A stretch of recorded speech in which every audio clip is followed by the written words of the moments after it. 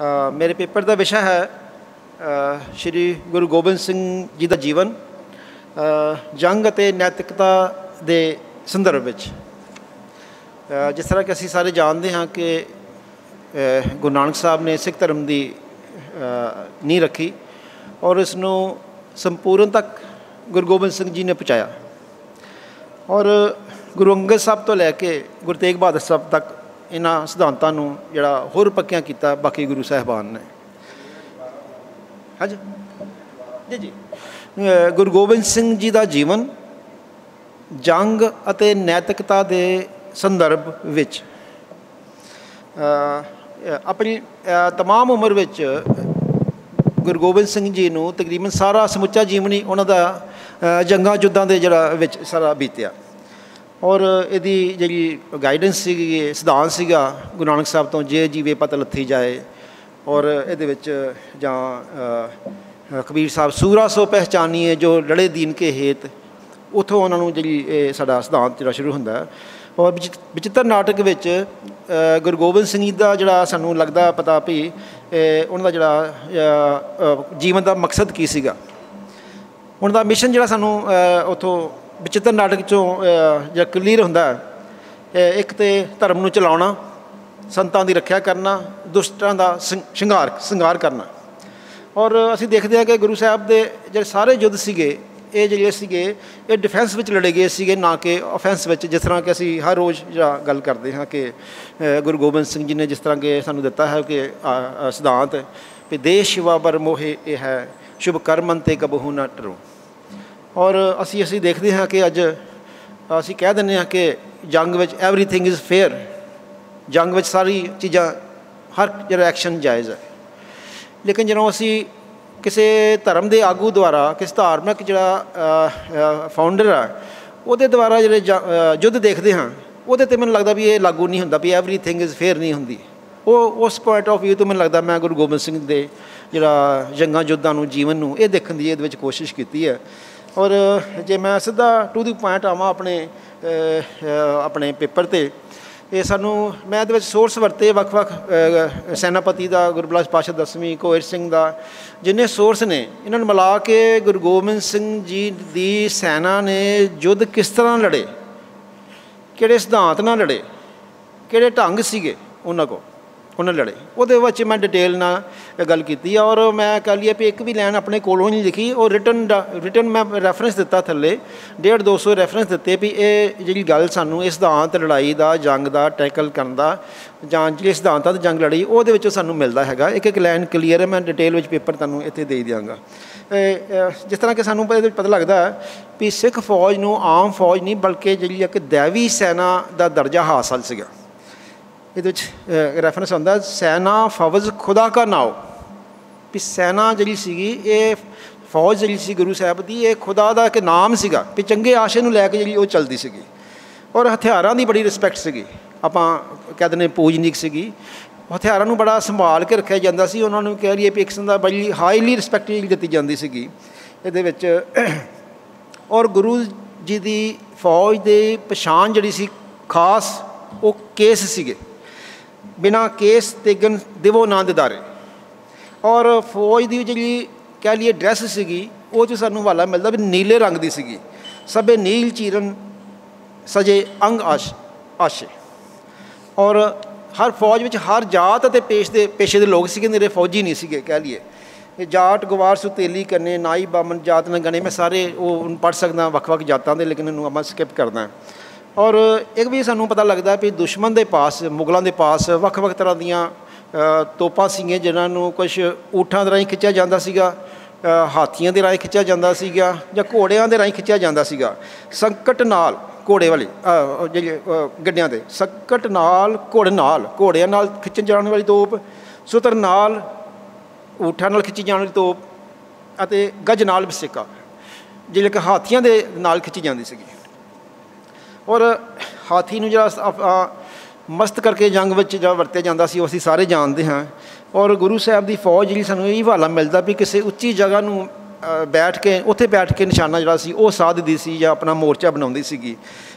ਨਿਰਖ ਹੈ ਆਪ ਊਚ ਸਥਾਨ ਪੇ, ਵੀ ਗੁਰੂ ਗੋਬਿੰਦ ਸਿੰਘ ਜੀ ਨਿਰਖ ਹੈ ਆਪ ਊਚ ਸਥਾਨ ਪੇ ਦਇਆ ਕੋ ਸਿੰਧ ਗੁਰ ਕੇਸ ਧਾਰੇ, ਵੀ ਉੱਚੇ ਸਥਾਨ 'ਤੇ ਬਹਿ ਕੇ ਉਹ ਫੌਜ ਦੀ ਸੁਪਰਵਿਜ਼ਨ ਕਰਦੇ ਲੜਾਈ ਦੇ ਸਮੇਂ ਜਿਹੜਾ ਸੀਗਾ।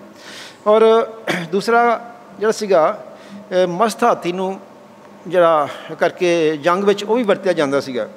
ਔਰ ਲੇਕਿਨ ਮਸਤ ਹਾਥੀ ਦਾ ਜਿਹੜਾ ਮੁਕਾਬਲਾ ਸੀਗਾ ਗੁਰੂ ਸਾਹਿਬ ਦਾ ਜਿਹੜਾ ਸਿਪਾਹੀ ਬਚਿੱਤਰ ਸਿੰਘ ਆ ਉਹ ਬੜੀ ਬਹਾਦਰੀ ਨਾਲ ਕਰਦਾ, ਔਰ ਉਹ ਜ਼ਖਮੀ ਹਾਥੀ ਨੂੰ ਕਰ ਦਿੰਦਾ, ਔਰ ਉਹਦਾ ਹਾਥੀ ਹੀ ਜਿਹੜਾ ਦੁਸ਼ਮਣ ਦੀ ਸੈਨਾ ਦਾ ਜਿਹੜਾ ਨੁਕਸਾਨ ਜਿਹੜਾ ਉਹ ਕਰਦਾ ਸਾਨੂੰ ਇਹਦੇ ਵਿੱਚੋਂ ਮਿਲਦਾ ਹੈਗਾ। ਔਰ ਮੁਗਲਾਂ ਦੀ ਫੌਜ ਇੰਨੀ ਸੀਗੀ ਕਹਿੰਦੇ ਤਾਰੇ ਭਾਵੇਂ ਗਿੱਲੇ ਜਾਣ, ਲੇਕਿਨ ਜਿਹੜੇ ਮੁਗਲਾਂ ਦੀ ਫੌਜ ਜਿਹੜੀ ਗਿਣਨੀ ਸੀਗੀ ਉਹ ਜਿਹੜੀ ਸੀਗੀ ਗਿਣਨੀ ਔਖੀ ਸੀਗੀ ਇਹਦੇ ਵਿੱਚ। ਅਤੇ ਦੂਸਰੇ ਪਾਸੇ ਜਿਹੜਾ ਸਾਡਾ ਇਹ ਸਾਨੂੰ ਲੱਗਦਾ ਵੀ ਸਿੰਘ ਭਾਵੇਂ ਘੱਟ ਗਿਣਤੀ ਵਿੱਚ ਸੀਗੇ, ਲੇਕਿਨ ਹੱਕ ਅਤੇ ਸੱਚ ਦੀ ਲੜਾਈ ਕਰਕੇ ਉਹ ਜਿਹੜਾ ਸੀਗਾ ਉਹ ਫਤਿਹ ਪਾ ਜਾਂਦੇ ਸੀਗੇ ਜੰਗ ਵਿੱਚ। ਕਿਤਕ ਕਹੋ ਲਰੇ ਬਲਵਾਨਾ ਕਿਤ 40 ਕਿਸੇ 10 ਲੱਖ ਜਾਨਾ, ਕਿਤੇ 40 ਸੀ ਕਿਤੇ 10 ਲੱਖ ਸੀਗੇ। ਔਰ ਦੁਸ਼ਮਣ ਦੀ ਫੌਜ ਜਿਹੜੀ ਪਹਾੜੀ ਰਾਜੇ ਸੀਗੇ ਇਹ ਜਾਦੂ ਟੂਣੇ ਦਾ ਸਹਾਰਾ ਲੈਂਦੇ, ਜਿਸ ਤਰ੍ਹਾਂ ਕਿ ਆਟੇ ਦੀ ਗਊ ਬਣਾ ਕੇ ਰੱਖਾਂਦੇ ਆ ਵੀ ਅਸੀਂ ਸਹੁੰ ਖਾਂਦੇ ਵੀ ਤੁਸੀਂ ਅਨੰਦਪੁਰ ਖਾਲੀ ਕਰ ਦਿਓ, ਲੇਕਿਨ ਗੁਰੂ ਸਾਹਿਬ ਕਹਿੰਦੇ ਵੀ ਇਹਨਾਂ ਦਾ ਵਿਸ਼ਵਾਸ ਨਾ ਕਰੋ ਤਾਂ ਕਿ ਲੇਕਿਨ ਇਹ ਢੰਗ ਜਿਹੜਾ ਜਾਦੂ ਟੂਣੇ ਦਾ ਇਹ ਦੂਜੀਆਂ ਫੌਜਾਂ ਵਰਤਦੀਆਂ ਸਾਨੂੰ ਨਜ਼ਰ ਮਿਲੀਆਂ ਆਉਂਦੀਆਂ ਨੇ। ਔਰ ਇਸ ਤੋਂ ਵਿੱਚ ਫਿਰ ਆਪਣਾ ਬਚਾਅ ਕਰਨਾ ਜੰਗ ਵਿੱਚ ਇਹ ਵੀ ਗੁਰੂ ਸਾਹਿਬ ਦੀ ਫੌਜ ਦਾ ਹਿੱਸਾ ਸੀਗਾ ਵੀ ਆਪਣਾ ਬਚਾਅ ਮੌਕੇ ਮੁਤਾਬਕ ਜਦੋਂ ਲੱਗੇ ਵੀ ਦੁਸ਼ਮਣ ਭਾਰੂ ਹੋ ਗਿਆ ਆਪਣਾ ਬਚਾਅ ਵੀ ਕਰਨਾ। ਆਪ ਬਚਾਏ ਕਰੋ ਬਡ ਆਪ ਹੋ ਦੂਤਨ ਕੇ ਸੰਗ ਨਾਦ ਬਚਾਈ, ਵੀ ਭਾਰੀ ਸੈਨਾ ਆ ਰਹੀ ਦੁਸ਼ਮਣ ਦੀ ਆਪਣਾ ਆਪ ਹਾਲ ਦੀ ਘੜੀ ਬਚਾਅ ਜਿਹੜਾ ਉਹ ਕੀਤਾ ਜਾਵੇ। ਔਰ ਮੋਰਚਿਆਂ ਵਿੱਚ ਹੀ ਬੈਠ ਕੇ ਲੜਨਾ। ਇੱਕ ਫਿਰ ਅੱਗੇ ਵੀ ਇੱਕ ਇੱਕ ਹੋ ਕੇ ਗੁਰੂ ਸਾਹਿਬ ਆਰਡਰ ਕਰਦੇ ਆ, ਹੁਕਮ ਦਿੰਦੇ ਵੀ ਇੱਕ ਇੱਕ ਹੋ ਕੇ, ਹੁਣ ਮੌਕਾ ਹੀ ਆ ਗਿਆ ਵੀ ਇੱਕ ਇੱਕ ਹੋ ਕੇ ਜਾਓ, ਜੱਥਾ ਨਾ ਜਾਓ, ਇੱਕ ਇੱਕ ਹੈ ਕੇ ਲੜੋ ਜੰਗ ਜਾਈ। ਮੈਂ ਇਹਦੇ ਸਾਰੇ ਰੈਫਰੈਂਸ ਕਰਕੇ ਲੈਣ ਕੀਤਾ ਆਪਣੇ ਕੋਲੋਂ, ਇਹਨੂੰ ਵਿੱਚ ਮੈਂ ਕੁਛ ਐਡ ਇਹਦੇ ਵਿੱਚ ਨਹੀਂ ਕੀਤਾ। ਔਰ ਦੂਸਰਾ ਕਿ ਇਹ ਵੀ ਰੂਲ ਹੈਗਾ ਸੀਗਾ ਜੰਗ ਦਾ ਵੀ ਰਾਤ ਸਮੇਂ ਹਮਲਾ ਨਹੀਂ ਕਰਨਾ ਦੋਵਾਂ ਪਾਸਿਓਂ। ਲੇਕਿਨ ਜਦੋਂ ਦੁਸ਼ਮਣ ਪਰਵਾਹ ਨਹੀਂ ਕਰਦੀ ਇਸ ਰੂਲ ਦਾ ਤਾਂ ਜਿਹੜੇ ਸੀਗੇ ਇਹ ਨਾਹਰ ਸਿੰਘ ਅਤੇ ਸ਼ੇਰ ਸਿੰਘ ਇਹ ਰਾਤ ਨੂੰ ਹਮਲਾ ਕਰਨ ਦੀ ਯੋਜਨਾ ਬਣਾਉਂਦੇ ਆ। ਅਤੇ ਲੇਕਿਨ ਇਹ ਡਰਦੇ ਵੀ ਗੁਰੂ ਸਾਹਿਬ ਡਾਂਟਣਗੇ, ਉਹ ਫਿਰ ਉਹ ਸਲਾਹ ਕਰਦੇ ਵੀ ਕੋਈ ਗੱਲ ਨਹੀਂ ਸਵੇਰੇ ਗੁਰੂ ਸਾਹਿਬ ਕੋਲ ਬਖਸ਼ਾ ਲਾਂਗੇ ਵੀ ਅਸੀਂ ਰਹਿ ਨਹੀਂ ਸਕੇ, ਕੰਟਰੋਲ ਨਹੀਂ ਕਰ ਸਕੇ। ਉਹ ਜਾ ਕੇ ਫਿਰ ਰਾਤ ਨੂੰ ਹਮਲਾ ਕਰਕੇ ਉਹਨਾਂ 'ਤੇ ਜਿਹੜਾ ਵਾ ਉਹਨਾਂ ਕੋਲ ਜਿਹੜਾ ਹਥਿਆਰ ਖੋਹ ਕੇ ਲਿਆਉਂਦੇ ਆ, ਕਿਉਂਕਿ ਦੁਸ਼ਮਣ ਇਸ ਰੂਲ ਦੀ ਪਰਵਾਹ ਨਹੀਂ ਸੀ ਕਰ ਰਿਹਾ। ਔਰ ਸਖਤ ਅਨੁਸ਼ਾਸਨ ਵਿੱਚੋਂ ਗੁਰੂ ਸਾਹਿਬ ਨੇ ਉਹਨਾਂ ਨੂੰ ਲੰਘਾਇਆ, ਕਿਸ ਤਰ੍ਹਾਂ ਭੁੱਖੇ ਰਹਿ ਕੇ ਤਪ ਕਰਕੇ ਦਰਖਤਾਂ ਦੀਆਂ ਛਿੱਲਾਂ ਖਾ ਕੇ, ਜਾਂ ਕਹਿ ਲਈਏ ਵੀ ਉਹ ਫਲ ਅਨੰਦਪੁਰ ਦੇ ਘੇਰੇ ਸਮੇਂ ਉਹਨਾਂ ਨੇ ਕਿਸ ਤਰ੍ਹਾਂ ਜਿਹੜਾ ਸਾਰਾ ਕੀਤਾ ਆਪਣੀ ਫੌਜ ਨੂੰ ਤਿਆਰ, ਇਹਦੇ ਵਿੱਚ ਸਾਨੂੰ ਸਾਰਾ ਉਹਦੇ ਹਵਾਲੇ ਸਾਨੂੰ ਇਤਿਹਾਸਕ ਸੋਰਸਾਂ ਵਿੱਚ ਜਿਹੜਾ ਮਿਲ ਜਾਂਦੇ ਹੈਗੇ ਆ। ਔਰ ਜਦੋਂ ਕਿਸੇ ਜਗ੍ਹਾ ਨੂੰ ਮਜਬੂਰਨ ਛੱਡਣਾ ਪੈਂਦਾ ਸੀ, ਉਹ ਅੱਜ ਕੱਲ੍ਹ ਵੀ ਆਰਮੀ ਦਾ ਟੈਕਟ ਹੈਗਾ, ਤਾਂ ਉਹ ਜਾਂ ਤਾਂ ਜਿਹੜਾ ਦੁਸ਼ਮਣ ਦੇ ਹੱਥ ਸਮਾਨ ਨਾ ਆਵੇ ਜਾਂ ਤਾਂ ਉਹਨੂੰ ਜਲਾ ਦਿੰਦੇ ਸੀਗੇ ਜਾਂ ਡਬੋ ਦਿੰਦੇ ਸੀਗੇ, ਅਤੇ ਜਾਂ ਜਿਹੜਾ ਸੀਗਾ ਉਹਦਾ ਦਰਿਆ 'ਚ ਰੋੜ ਦਿੰਦੇ ਸੀਗੇ। ਇਹਦੇ ਵਿੱਚ ਸਾਨੂੰ ਨਾ ਜੇ ਅਨੰਦਪੁਰ ਛੱਡਣ ਸਮੇਂ ਸਿੱਖ ਤੰਬੂ ਗਨਾਤਾਂ ਦੇ ਹੋਰ ਸਮਾਨ ਨੂੰ ਅੱਗ ਲਗਾ ਦਿੰਦੇ ਫੌਜ, ਔਰ ਨਗਦ ਜਿਹੜੀ ਸੀ ਭਾਂਡੇ ਦਰਿਆ 'ਚ ਰੋੜ ਦਿੰਦੇ ਆ, ਔਰ ਜ਼ਮੀਨ ਵਿੱਚ ਵੀ ਦਬ ਦਿੰਦੇ। ਲੇਕਿਨ ਜੋ ਕੁਛ ਇਹ ਕਰਦੇ ਆ, ਜੋ ਕੁਛ ਦਬਾਇਆ ਜਾਂਦਾ ਜਾਂ ਜਲਾਇਆ ਜਾਂਦਾ, ਆਪਣਾ ਹੀ ਸਮਾਨ ਵੀ ਫੌਜੀ ਦੇ ਹੱਥ ਨਾ ਆ ਜੇ ਉਹਦਾ ਰਿਕਾਰਡ ਵੀ ਪੂਰਾ ਕਰਕੇ ਰੱਖਦੇ ਆ ਵੀ ਅਸੀਂ ਇਹ ਕੁਛ ਕੀਤਾ ਹੈਗਾ, ਇੰਨਾ ਕੁਛ ਸਮਾਨ ਅਸੀਂ ਜਲਾਇਆ, ਇੰਨਾ ਦਬਾਇਆ, ਇਹ ਰਿਕਾਰਡ ਵਿੱਚ। ਔਰ ਸੰਗਤ ਨੂੰ ਜਿਹੜਾ ਨਾਟਕੀ ਢੰਗ ਨਾਲ ਗੁਰੂ ਸਾਹਿਬ ਜਿਹੜਾ ਸਿਖਾਉਂਦੇ ਵੀ ਆਪਾਂ ਰਕਸ਼ਾ ਕਿਵੇਂ ਕਰਨੀ ਆ। ਜਿਵੇਂ ਉਹ ਡੱਲੇ ਨੂੰ ਕਹਿੰਦੇ ਵੀ ਤੂੰ ਨਕਲੀ ਇਹਨਾਂ 'ਤੇ ਸੰਗਤ 'ਤੇ ਹਮਲਾ ਕਰਨਾ, ਉਹ ਸੰਗਤ ਨੂੰ ਕਹਿ ਦਿੰਦੇ ਵੀ ਇਹਦੇ ਚੋਰ ਡਾਕੂ ਬੜੇ ਬਚ ਕੇ ਜਾਓ, ਤਾਂ ਔਰ ਉਹ ਡੱਲਾ ਹਮਲਾ ਕਰਦਾ। ਲੇਕਿਨ ਸਿੱਖ ਸੈਨਾ ਜਿਹੜੀ ਬੜੀ ਉਹ ਸਿੱਖ ਸੰਗਤ ਜਿਹੜੀ ਬੜੀ ਬਹਾਦਰੀ ਦੇ ਨਾਲ ਜਿਹੜਾ ਮੁਕਾਬਲਾ ਕਰਦੇ ਆ। ਲੇਕਿਨ ਜਦੋਂ ਕਿਸੇ ਲੁਟੇਰਾ ਨੇ ਸੋਧਣ ਜਾਣਾ ਹੁੰਦਾ, ਉਹ ਗੁਰੂ ਸਾਹਿਬ ਫਿਰ ਟਾਂਗੇ ਵਰਦੇ ਆ ਵੀ ਉਹ ਇਹ ਨਹੀਂ ਕਹਿ ਰਹੇ ਹੁੰਦੇ ਵੀ ਅਸੀਂ ਸੋਧਣ ਜਾਣਾ, ਉਹ ਜੰਗ ਦਾ ਬਹਾਨਾ ਕਰਕੇ ਜਾਂਦੇ ਵੀ ਜੰਗ 'ਤੇ ਜਾ ਰਹੇ ਆ। ਲੇਕਿਨ ਉਹ ਜਿਨ੍ਹਾਂ ਨੇ ਹਮਲਾ ਕੀਤਾ ਹੁੰਦਾ ਸੰਗਤ 'ਤੇ ਉਹਨਾਂ ਨੂੰ ਸੋਧ ਦੇ ਉਹਦੇ ਵਿੱਚ। ਔਰ ਫਿਰ ਗੁਰੂ ਸਾਹਿਬ ਮੇਰਾ ਜੰਗ ਦਾ ਢੰਗ ਨਹੀਂ ਵਰਤੇ, ਬਲਕਿ ਉਹਨੂੰ ਜ਼ਫਰਨਾਮਾ ਲਿਖ ਕੇ, ਸ਼ਾਂਤੀ ਵਾਲਾ ਪੈਗਾਮ ਲਿਖ ਕੇ ਕਹਿ ਲਈਏ ਵੀ ਉਹਨੂੰ ਮੈਸੇਜ ਦੇ ਕੇ, ਉਹਨੂੰ ਝੂਠਿਆਂ ਕਰਕੇ ਜਿਹੜਾ ਉਹ ਵੀ ਉਹਨੂੰ ਕਰਦੇ। ਬਾਦਸ਼ਾਹ ਕੋ ਮਾਰੀਏ ਕਰੀਏ ਕਵਨ ਹੋ ਪਾਏ, ਕਹਿ ਕਾਗਦ ਲਿਖ ਮਾਰੀਏ ਕਹਿ ਸਨਮੁਖ ਰਨ ਕਾਏ। ਗੁਰੂ ਸਾਹਿਬ ਕਹਿੰਦੇ ਵੀ ਜਾਂ ਰਨ 'ਚ ਮਾਰਿਆ ਜਾਏ ਦੁਸ਼ਮਣ ਨੂੰ, ਕਿ ਜਾਂ ਕਾਗਜ਼ ਨਾਲ ਲਿਖ ਕੇ, ਕਾਗਜ਼ ਭਾਵ ਵੀ ਉਹਨੂੰ ਜ਼ਫਰਨਾਮਾ ਲਿਖ ਕੇ ਆਪਾਂ ਜਿਹੜਾ ਉਹ ਸੈਂਸ ਵਿੱਚ ਉਹਦੇ ਵਿੱਚ ਵਰਤਿਆ ਗਿਆ ਹੈਗਾ। ਔਰ ਦੂਸਰਾ ਹੈਗਾ ਵੀ ਧਮਕੀ ਦੇਣ ਵਾਲ ਨੂੰ ਕਰਾਰੇ ਹੱਥੀਂ ਲੈਣਾ। ਜਦੋਂ ਭੀਮ ਚੰਦ ਗੁਰੂ ਸਾਹਿਬ ਨੂੰ ਕਹਿੰਦਾ ਵੀ ਇਹ ਮੇਰੇ ਬੇਟੇ ਦਾ ਵਿਆਹ ਹੈਗਾ, ਸਾਡੀ ਸੈਨਾ ਬਹੁਤ ਹੈ ਤੇ ਆਪਣਾ ਡੇਰਾ ਤੁਸੀਂ ਸਾਨੂੰ ਸਾਂਭ ਕੇ ਰਸਤਾ ਦਿਓ। ਲੇਕਿਨ ਗੁਰੂ ਸਾਹਿਬ ਉਹਦੀ ਧਮਕੀ ਦਾ ਪਰਵਾਹ ਨਹੀਂ ਕਰਦੇ। ਔਰ ਲੇਕਿਨ ਹਿਊਮੈਨਿਟੇਰੀਅਨ ਗਰਾਊਂਡ 'ਤੇ ਉਹਦੇ ਬੇਟੇ ਨੂੰ ਜਾਣ ਦਿੰਦੇ ਮੈਰਿਜ ਲਈ, ਲੇਕਿਨ ਉਹਦੀ ਫੌਜ ਨੂੰ ਬਹੁਤ ਦੂਰੋਂ ਤਾਈਂ ਘੁੰਮ ਕੇ ਜਾਣਾ ਪੈਂਦਾ। ਇਹ ਸਾਡੇ ਔਨ ਰਿਕਾਰਡ ਵਿੱਚ ਹੈਗਾ।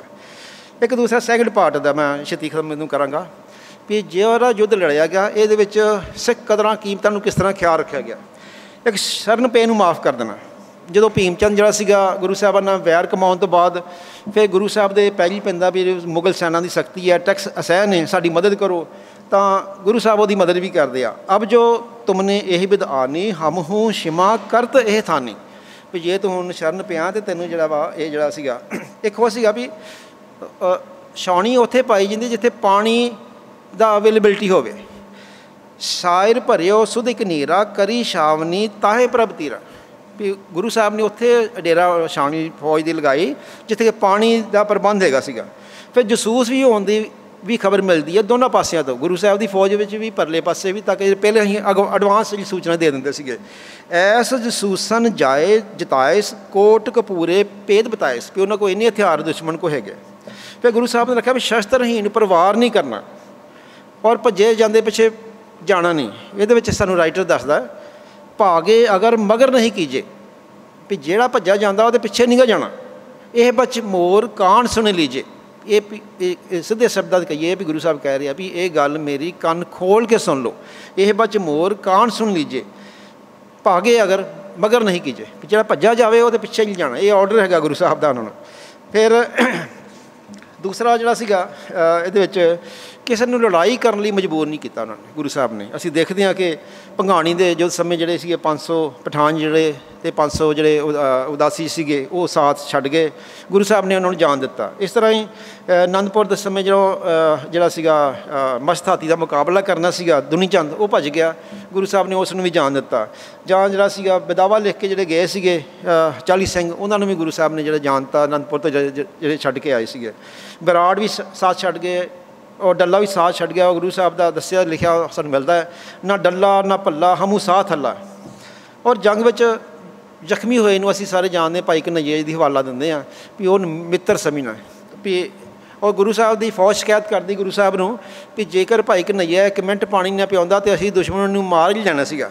ਲੇਕਿਨ ਗੁਰੂ ਸਾਹਿਬ ਕੀ ਉੱਤਰ ਦਿੰਦੇ ਆ, ਇਸੇ ਕਛੂ ਨਾ ਗਾਈਏ ਕਰੇ ਸੁਸ ਚਿਤ ਪਾਈਏ, ਅਸੋ ਜੋ ਸਾਧ ਕੋਈ ਹੈ ਦੁਲੰਭ ਜਾਨ ਕੋਈ ਹੈ, ਵੀ ਜੋ ਇਹਦੇ ਇੱਛਾ ਇਹਦੇ ਮਨ 'ਚ ਆਉਂਦੀ ਇਹਨੂੰ ਕਰਨ ਦਿਓ। ਇਹ ਜਿਹਾ ਸਾਧੂ ਜਿਹੜਾ ਦੁਰਲੱਭ ਆ ਜਿਹਦੇ ਵਾਸਤੇ ਜਿਹੜਾ ਸੀਗਾ ਦੁਸ਼ਮਣ ਤੇ ਜਿਹੜਾ ਸਾਰੇ ਆਪਣੇ ਬਰਾਬਰ ਹੈ। ਔਰ ਜੇਕਰ ਕਿਸੇ ਬੇਇਨਸਾਫੀ ਕਿਤੇ ਹੋ ਰਹੀ ਆ ਉਹਦੇ ਵਿੱਚ ਗੁਰੂ ਸਾਹਿਬ ਪੂਰਾ ਉਹਦੇ ਵਿੱਚ ਮਦਦ ਕਰਦੇ ਆ। ਜਿਵੇਂ ਭੀਮ ਚੰਦ ਜਦੋਂ ਕੋਲੋਂ ਮੁਗਲ ਸੈਨਾ ਹਕੂਮਤ ਜਿਹੜੀ ਸੀ ਜਬਰੀ ਟੈਕਸ ਲੈਣ ਨੂੰ ਆ ਰਹੀ ਹੈ ਅਤੇ ਉਹ ਫਿਰ ਗੁਰੂ ਸਾਹਿਬ ਦੀ ਮਦਦ ਕਰਦੇ ਆ, ਉਹ ਗੁਰੂ ਸਾਹਿਬ ਉਸ ਦੀ ਮਦਦ ਕਰਦੇ ਆ। ਔਰ ਅਲਫ ਖਾਨ 'ਤੇ ਜਿਹੜਾ ਉਹ ਫਿਰ ਭੀਮ ਚੰਦ ਉਹ ਫਤਿਹ ਪਾਉਂਦਾ। ਇਸੇ ਤਰ੍ਹਾਂ ਹੀ ਗੁਰੂ ਸਾਹਿਬ ਨੇ ਬਹਾਦਰ ਸ਼ਾਹ ਦੀ ਮਦਦ ਕੀਤੀ ਔਰ ਉਹ ਉਹਨਾਂ ਦੀ ਰਾਜਗੱਦੀ 'ਤੇ ਫਿਰ ਬੈਠਾ। ਫਿਰ ਇੱਕ ਵੱਡਾ ਗੱਲ ਵੀ ਜਿੰਨਾ ਨੁਕਸਾਨ ਜੰਗ ਵਿੱਚ ਹੁੰਦਾ ਗੁਰੂ ਸਾਹਿਬ ਉਹਦਾ ਰਤੀ ਹਿਰਖ ਨਹੀਂ ਕਰਦੇ। ਉਹਨਾਂ ਵਿੱਚ ਜਿਸ ਤਰ੍ਹਾਂ ਜ਼ਿਕਰ ਆਉਂਦਾ ਵੀ ਧਰਮ ਸਿੰਘ ਅਤੇ ਜਿਹੜਾ ਧਰਮ ਚੰਦ ਦੋ ਜਿਹੜੇ ਸੰਗਤ ਦੇ ਬੰਦੇ ਆਉਂਦੇ ਆ ਔਰ ਜਦੋਂ ਸਾਰੀ ਸਾਹਿਬਜ਼ਾਦੇ ਸ਼ਹੀਦ ਹੋ ਜਾਂਦੇ ਆ ਜੰਗ ਵਿੱਚ, ਇੰਨਾ ਨੁਕਸਾਨ ਹੋ ਜਾਂਦਾ ਤਾਂ ਉਹ ਆ ਕੇ ਬੜਾ ਅਫਸੋਸ ਕਰਦੇ ਆ ਵੀ ਬੜਾ ਮਾੜਾ ਹੋਇਆ, ਇੰਨਾ ਨੁਕਸਾਨ ਹੋ ਗਿਆ ਸਾਡਾ ਇਹ ਸਿੱਖ ਪੰਥ ਦਾ। ਅਤੇ ਗੁਰੂ ਸਾਹਿਬ ਉਹਨਾਂ ਨੂੰ ਕਹਿੰਦੇ ਵੀ ਇੱਕ ਧਰਤੀ 'ਤੇ ਲਕੀਰ ਖਿੱਚੋ। ਉਹ ਖਿੱਚਦੇ ਆ, ਕਹਿੰਦੇ ਹੁਣ ਮਿਟਾ ਦਿਓ। ਅਸੀਂ ਸਾਰੇ ਆਪਾਂ ਡਿਸਕਸ ਕਰਦੇ ਹੁੰਦੇ ਹਾਂ ਅਤੇ ਗੁਰੂ ਸਾਹਿਬ ਕਹਿੰਦੇ ਤੁਹਾਨੂੰ ਕੋਈ ਹਿਰਖ ਜਾਂ ਸੋਗ ਹੋਇਆ? ਕਹਿੰਦੇ ਨਹੀਂ। ਕਹਿੰਦੇ ਇਸ ਤਰ੍ਹਾਂ ਹੀ ਹੈ, ਗੁਰੂ ਦਾ ਘਰ ਆਇਆ ਹਰਖ ਨਹੀਂ ਅਤੇ ਜਿਹੜਾ ਗਿਆ ਜਿਹੜਾ ਵਾ ਉਹ ਸੋਗ ਨਹੀਂ। ਫਿਰ ਇਨਸਾਫ ਕਰਨ ਵੇਲੇ ਆਪਣੇ ਅਤੇ ਪਰਾਏ ਨੂੰ ਬਰਾਬਰ ਸਮਝਣਾ। ਮੈਂ 2-3 ਮਿੰਟ 'ਚ ਖਤਮ ਕਰ ਰਿਹਾ ਬਸ। ਆਪਣੇ ਅਤੇ ਪਰਾਏ ਨੂੰ ਜਿਹੜਾ ਇਨਸਾਫ ਕਰਨ ਸਮੇਂ ਜਿਹੜਾ ਬਰਾਬਰ ਜਿਹੜਾ ਉਹ ਸਮਝਣਾ ਹੈਗਾ। ਜਦੋਂ ਸੇਵਕ ਮਸੰਦ ਜਿਹੜਾ ਆਨੰਦ ਚੰਦ ਆ ਉਹ ਇੱਕ ਬੀੜ ਲਿਖ ਕੇ ਜਦੋਂ ਲੈ ਕੇ ਆਉਂਦੇ ਆ ਸੰਗਤ, ਤਾਂ ਉਹ ਆਪਣੇ ਕੋਲ ਬੀਟ ਬੜੀ ਖੂਬਸੂਰਤ ਲਿਖੀ ਹੁੰਦੀ ਹੈ, ਤੈਨੂੰ ਆਪਣੇ ਕੋਲ ਰੱਖ ਲੈਂਦਾ, ਵਾਪਸ ਨਹੀਂ ਕਰਦਾ। ਔਰ ਗੁਰੂ ਸਾਹਿਬ ਕੋਲ ਸ਼ਿਕਾਇਤ ਪਹੁੰਚਦੀ ਹੈ ਵੀ ਇਹ ਆਨੰਦ ਚੰਦ ਜਿਹੜਾ ਸੀਗਾ ਇਹਨੇ ਬੀਟ ਵਾਪਸ ਨਹੀਂ ਕੀਤੀ। ਅਤੇ ਗੁਰੂ ਸਾਹਿਬ ਹੁਕਮ ਕਰਦੇ ਵੀ ਕੋਈ ਜ਼ਬਰਦਸਤੀ ਜੇ ਨਹੀਂ ਦਿੰਦਾ ਤਾਂ ਜ਼ਬਰਦਸਤੀ ਲੈ ਕੇ ਉਹਨਾਂ ਦੀ ਵਾਪਸ ਜਿਹੜੀ ਉਹ ਦਵਾਈ ਜਾਏ। ਫਿਰ ਵਧੀਕੀ ਕਰਨ ਵਾਲੇ ਤੋਂ ਬਗੈਰ ਕਿਸੇ ਨੂੰ ਜਿਹੜਾ ਸਿੱਖ ਫੌਜ ਜਿਹੜਾ ਨਹੀਂ ਸੀ ਕੁਛ ਕਹਿੰਦੀ। ਜਹਾਂ ਤਹਾਂ ਪ੍ਰਗਟ ਖਾਲਸਾ ਧਾਵੇ ਬੜਤੀ ਕਰੇ ਲੂੜ ਤਹਿ ਲਿਆਵੇ, ਜਿਹੜਾ ਵਧੀਕੀ ਕਰਦਾ ਸੀ ਉਹਨੂੰ ਹੀ ਉਹ ਜਿਹੜਾ ਸੀਗਾ ਉਹਨੂੰ ਸਜ਼ਾ ਜਿਹੜਾ ਦਿੰਦੇ ਸੀਗੇ। ਅਤੇ ਬਿਨ ਬੜਤੀ ਕੋ ਕਿਸ ਨਾ ਦਿਖਾਵੇ, ਸੋਨਾ ਕੋ ਉਛਾਲਤ ਜਾਵੇ। ਭਾਵੇਂ ਕਿ ਸੋਨਾ ਕੋਈ ਲੈ ਕੇ ਉਛਾਲਦਾ ਜਾਂਦਾ ਸੀ, ਲੇਕਿਨ ਉਹ ਸਿੱਖ ਸੈਨਾ ਜਿਹੜੀ ਸੀ ਉਹ ਉਸ ਨੂੰ ਕੁਛ ਨਹੀਂ ਸੀ ਕਹਿੰਦੀ। ਫਿਰ ਬੁਰਾਈ ਨੂੰ ਅਵਿਸਕਾਰ ਕਰਨਾ, ਬੁਰਾਈ ਨੂੰ ਸਵੀਕਾਰ ਨਹੀਂ ਗੁਰੂ ਸਾਹਿਬ ਨੇ ਕੀਤਾ।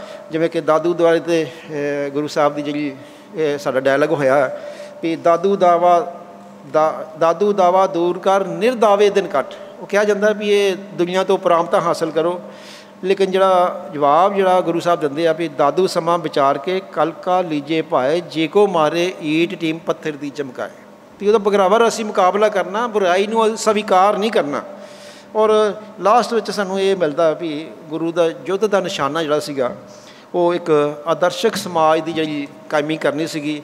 ਜਿਹੜਾ ਜਬਰੀ ਹੁਕਮ ਸੀਗਾ ਜਾਂ ਉਸ ਸਮੇਂ ਜਿਹੜਾ ਸੀਗਾ ਉਹ ਲੋਕਾਂ ਨੂੰ ਜਿਹੜਾ ਅਸਹਿ ਕਸ਼ਟ ਦਿੱਤੇ ਜਾ ਰਹੇ ਸੀਗੇ, ਸਵਾ ਮਨ ਜੰਜੂ ਲਾਇਆ ਜਾ ਰਿਹਾ ਸੀਗਾ, ਉਹ ਟਾਇਰਨੀ ਦਾ ਹੁਕਮ ਸੀਗਾ, ਉਹਦੇ ਬਾਰੇ ਸਾਨੂੰ ਗੁਰੂ ਸਾਹਿਬ ਦੇ ਯੁੱਧਾਂ ਤੋਂ ਬਾਅਦ ਕਿਸ ਤਰ੍ਹਾਂ ਦਾ ਮਾਹੌਲ ਪੈਦਾ ਹੁੰਦਾ ਉਹਦੇ ਵਿੱਚ ਅਸੀਂ ਦੇਖਦੇ ਹਾਂ ਕਿ ਧਰਮ ਤੁਜਾ ਐਸੀ ਫਿਰਵਾਈ, ਧਰਮਾਪੁਰੀ ਨਿਰਖ ਬਿਸਮਾਈ। ਚੋਰ ਜਾਰ ਠੱਗ ਦਿਸ਼ਟ ਨਾ ਪਰੇ, ਕੋਈ ਚੋਰ ਜਾਂ ਠੱਗ ਜਿਹੜਾ ਸੀ ਉਹ ਨਜ਼ਰ ਨਹੀਂ ਸੀ ਆਉਂਦਾ। ਸਾਧੂ ਆਨੰਦ ਜੁੱਧ ਫਿਰੇ, ਚੋਰ ਕਰੇ ਧਨ ਕੀ ਰਖਵਾਰੀ। ਵੀ ਚੋਰ ਵੀ ਜਿਹੜਾ ਧਨ ਦੀ ਰਖਵਾਰੀ ਉਸ ਸਮੇਂ ਜਿਹੜਾ ਕਰਨ 'ਤੇ ਜਿਹੜਾ ਸੀਗਾ ਮਜਬੂਰ ਹੋ ਗਿਆ ਸੀ, ਜੇ ਕਹਿ ਲਈਏ ਉਹ, ਜਾਂ ਉਹਨੇ ਸਵੀਕਾਰ ਕਰ ਲਿਆ ਸੀ, ਜਾਂ ਉਹਨੇ ਉਹਦਾ ਮਨ ਬਣ ਗਿਆ ਸੀਗਾ। ਕਿਹਰ ਅੱਜ ਇੱਕ ਪੈਣ ਸੁਧਾਰੀ, ਬੱਕਰੀ ਅਤੇ ਸ਼ੇਰ ਇੱਕੋ ਜਗ੍ਹਾ ਪਾਣੀ ਜਿਹੜਾ ਸੀ ਪੀਂਦੇ ਸੀ।